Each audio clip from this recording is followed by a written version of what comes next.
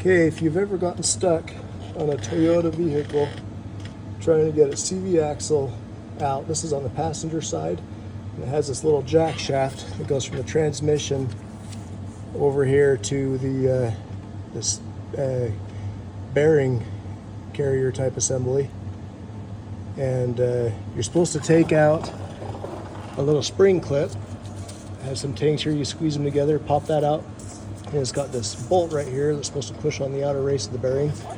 Goes through up there, you remove that, and I soaked this thing for weeks in penetrating oil to no avail. I used a little map torch to get up in there and just let it sit there heating on that thing for, gosh, probably 30 minutes. And I could never get a good angle to hit at that axle to get it to come out because of the exhaust pipe on this V6 that crosses over here. And so I was hitting on the race, actually, yeah, kind of like the inner race right there in the bearing to no avail, because it was never really a good hit, you know, hitting on all this. So I got thinking, why not just chop this axle out?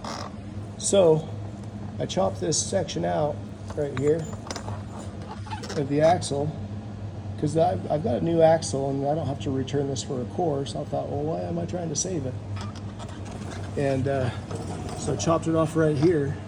I used my Milwaukee with a cutoff wheel and just rotated it around and kept cutting on that. And then I would spray it after every cut I'd make with this water bottle, just to make sure I didn't ruin my my sill right here, the output shaft sill on the transmission.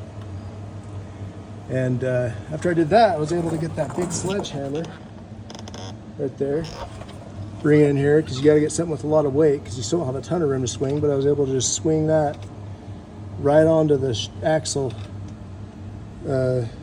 stub right there.